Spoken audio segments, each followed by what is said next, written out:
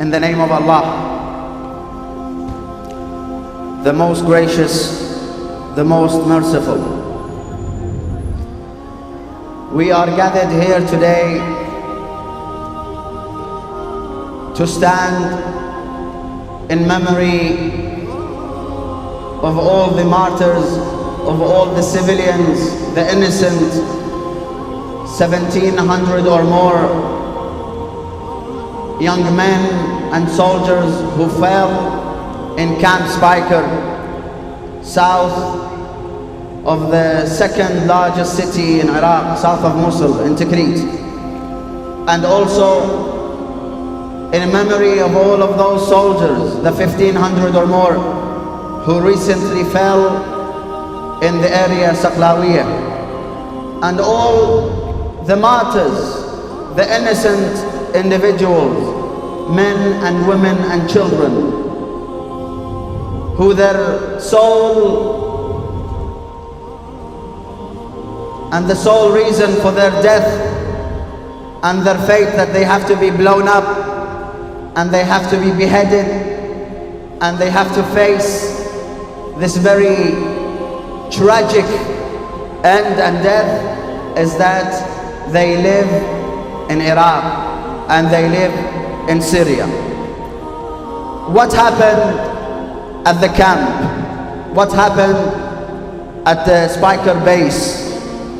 And what is the Speicher massacre in Iraq? As I said, Camp Speicher is an army base south of Mosul near Tikrit in the Anbar province. Described by the New York Times when they spoke about this massacre, they said, quoting, "It is the deadliest sectarian atrocity in Iraq's recent history." I wanted to mention what one of the recent soldiers who was present in Camp Speicher and what he said. He said, and his name is Al-Hoseine,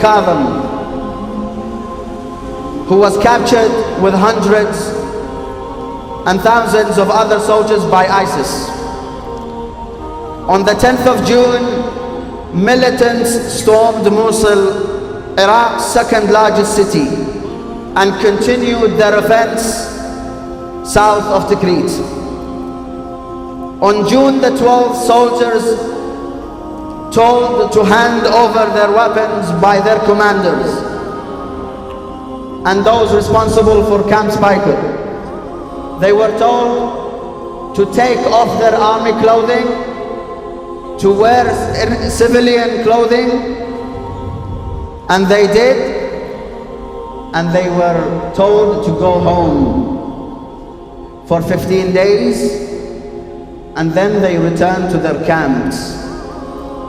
But what really happened when they left the main gates of Camp Speicher after a couple of miles, they were stopped by 50 individuals who were covering their faces, who were using armored vehicles, and they took them to their fate.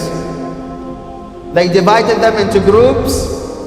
Some were taken next to the river and they were beheaded and thrown into the river, and some were shot in the head and buried in mass graves in trenches they had prepared for this specific action. Today, we are not only standing for those who were brutally killed and massacred in Camp Speicher and also in Saqlawiyah. From the time where Saddam's regime were overthrown in 2003, every day until today, tens and hundreds of innocent Iraqi civilians, men and women and children, are continuously being killed. is either in the hands of terrorists, the Ba'ath Party, or those who call themselves today ISIL or ISIS. Mr. Kadham continues in saying that what happened in Camp Speicher was a result of mere cowardice on the part of the Iraqi commanders and the foulest treachery and treason. As I said, they were told by their army generals and army commanders who took them to that remote part of Iraq, to that camp, for no reason at that time. Just a few miles in front of the University of Tikrit is where these innocent individuals were captured and taken. Tim Arngo, a journalist who works for the Times newspaper, says, "The story of the massacre tells as much about the woeful state of the Iraqi military, a force created and trained by the United States at a cost of billions of dollars.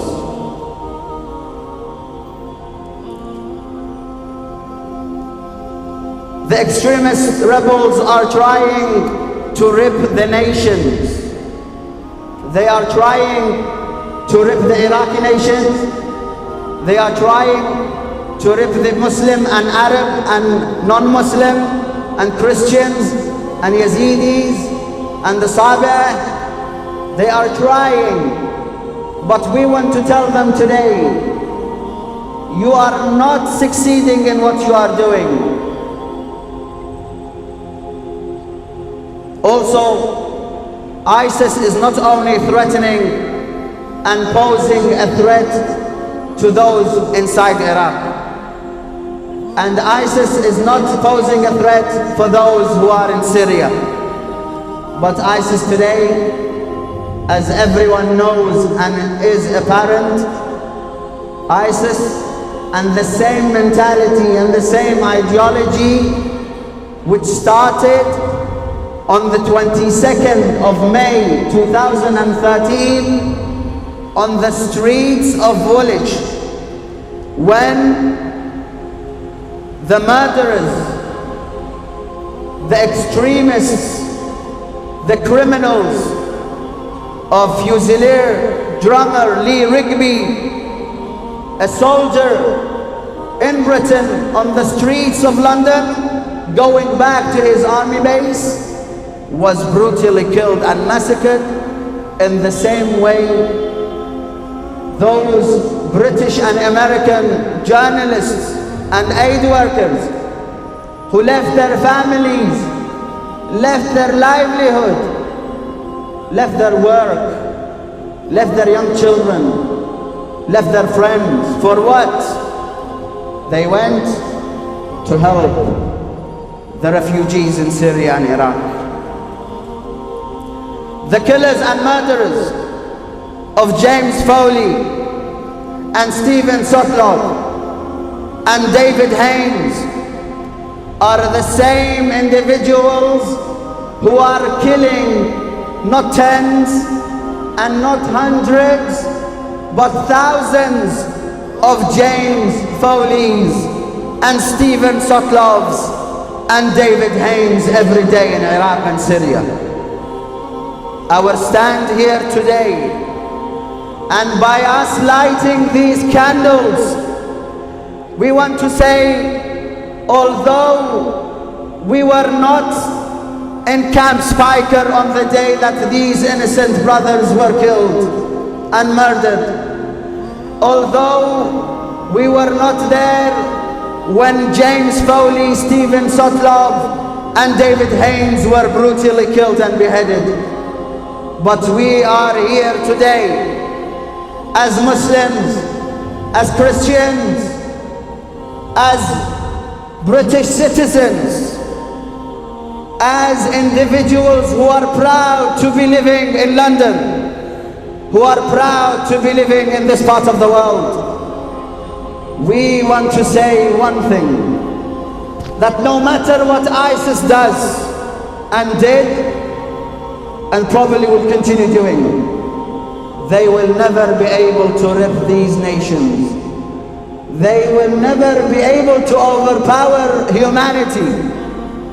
Because these individuals, although they come in the name of Allah, although they speak that Allah is great, although they call themselves Muslims, although they carry banners and flags which has the signs and symbols of Islam, they have nothing to do with Islam, but they have nothing to do with the humanity as a whole. Because the crimes and the atrocious murders that these individuals are carrying out in Iran, in Syria, and in Algeria recently with the French tourist, the 55-year-old man who was a tourist in Algeria, they captured and they beheaded for what? What was the reason? What had he committed? Was he carrying arms? Was he in Algeria fighting you? No, he was a tourist. He was, as all tourists all over the world, they go to see what your nation is, to see what you call for, to see how you live. But you capture him and you behead him. Why? And not only that, they make this public. They publish it on the internet, on YouTube. So today, our call and our request, first of all, we would like to thank all brothers and sisters. We would like to thank all families and their children who have come out here today to show their support, to show their faith, to show that they care, and to ask and call all the world, to call humanity today to strengthen their speech against these outnumbered individuals who are, as I said, not only threatening Iran and the safety and security of the innocent Iraqis and the safety and security of the Syrians and the refugees elsewhere, but also are threatening the safety and security of the streets of London, the streets of New York, and the streets of Paris. This is a silent vigil. This is a peaceful stand against those hypocrites, those who are, in the name of Islam, hijacking the real teachings of Islam, the real morals of Islam, and the real message of the Prophet of Islam, which was the message of peace, the message of freedom, the message that no matter what your faith, what your religion, where you came from, what you believe in, you were left free to practice whatever you wanted and to live however you wanted, as long as you respect the freedom of others, as long as you respect the same way you respect your fellow brothers and sisters in your faith and in your religion, the same respect, if not more, goes to those who are equal with you in humanity. Peace be upon you all. Peace be upon the families of the innocent aid workers and journalists that went to Iraq and Syria to help and provide a helping hand. Today, we are standing here not only to show support to the families of the soldiers who were killed in Speicher and Saklawiya and elsewhere, but also we are showing support to the families of James Foley, Stephen Sotlov and David Haynes, and to the family of the innocent French tourist who was brutally and innocently killed in Algeria. I wouldn't want to take much of your time. Thank you for listening, and continue this work. Even when we depart today, every one of us, each one of us is responsible as a human being to continue this work, to show the world, to make the world understand who these people are and what they are doing, which is against humanity, and not only against a specific group of people following Islam or Christianity or other religions. Wassalamu alaikum wa rahmatullahi wa barakatuh.